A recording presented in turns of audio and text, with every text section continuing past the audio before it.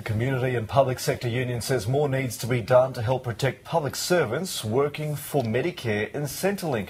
The Department of Human Services says there were nearly 10,000 acts of aggression against frontline workers in the 12 months leading up to October last year. The union is calling for a zero-tolerance approach to workplace intimidation and says the Department of Human Services needs to take action to ensure a safer work environment. Well, Lisa Newman is the Deputy President of the Community and Public Sector Union. She joins us now in the studio. Lisa, thanks so much for coming in today. No worries. These acts of aggression, have you heard of them? And if so, what kind of acts of aggression are we talking about? Yes, we definitely have heard. Our members tell us every day of some of the aggression that they face, being spat at, having chairs thrown at them, having death threats to them and their families.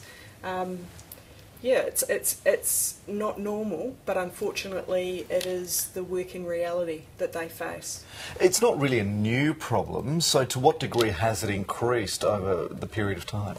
Look, we've seen an increase over time, and the triggers for that are simply that there are higher work demands, so there are 500,000 more calls coming through to Centrelink this year than there were last year, and staffing figures are dropping.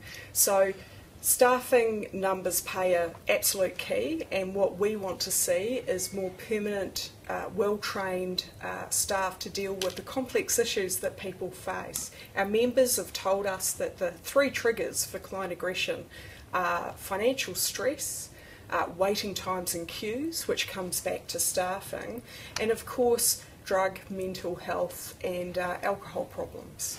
Let's take it back to when someone first walks into, say, a Centrelink office. They head towards that desk, look at the person behind the desk with the Centrelink uniform on. What do you think the majority view is of that person and the purpose they're meant to serve for the client who's coming in? Well, basically all Australians take advantage of human services at least once in their lifetime. So there is segments of the client base, but they're not all the same.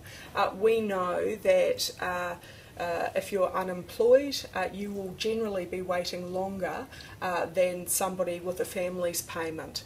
So if somebody approaches somebody in a Centrelink office after being on hold for 40 minutes trying to get their issue dealt with in a call centre, you might be able to imagine and actually sympathise with them feeling frustrated that they might be asked to wait for hours in a front office. And is that person sort of seen as the person who should be able to solve all the problems? And is there sometimes, what I'm trying to get to, is there sometimes a kind of a humanity is lost in that interaction where you're actually saying this is a human being behind the counter who's trying to figure out the problems here for you, yes. And that person is expected to be the problem solver for everything, whereas they've popped on a uniform, they're behind a few feet of desk, and that's the only thing separating these two people. Look, people come in and they might be under enormous stress, family breakdown and emergency circumstances for them that need to be dealt with. There are a whole variety, as well as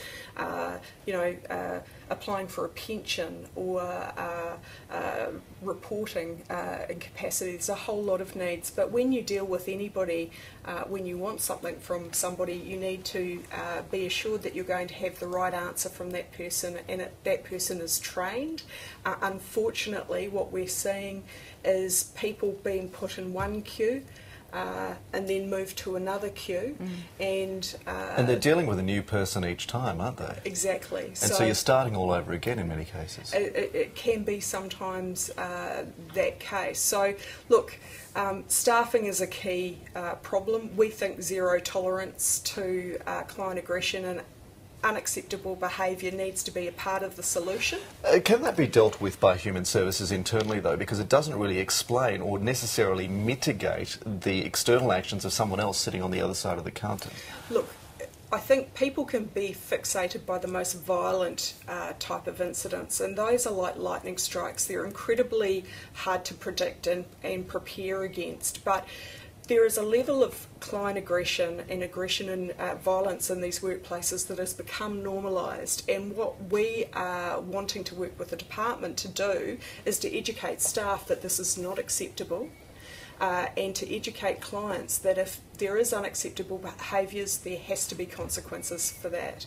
So in some cases, members have told us that when somebody behaves in an inappropriate and unacceptable way, they're actually taken to the head of the queue and serviced individually, so to get them out of the office. So it incentivises they're violent rewarded behaviour. for their bad behaviour, and that's done because people want to get them out of the office and minimise the risk to everybody in that office as soon as possible. But there isn't necessarily the structure there, is there, to sort of say to someone who may turn violent, as you say, it's an unpredictable situation, to say, hey, call security. You may not even have someone who's qualified in that position to escort someone out of the building and keep them there. Absolutely, but what we do know is that 20 times a day across Australia, duress alarms are pushed, and those duress alarms go straight to a police station, so that's a level of client aggression that is really disturbing. And 33 times a day something will happen in an office across Australia. There was a shooting in New Zealand last year in September that shocked and saddened us. It is my fear that something like that happens in Australia. Lisa, you've talked about staffing levels that you believe should be increased. When staff members are confronted with aggression, and it might be mild aggression, you can't sort of belittle the small kind of interactions each day that gradually can wear someone down. How's the retention rate in these sectors? Oh, look, it is wearing on people, and anybody in any sector that deals with the public, and particularly cohorts of public that are under financial duress or vulnerable for any other reason, it's a very difficult job to do in difficult circumstances, and we certainly wish that the government would value this work more highly than it does. Lisa Newman, the Deputy President and New South Wales Regional Secretary of the CPSU, we so appreciate you dropping in today. Thanks so much.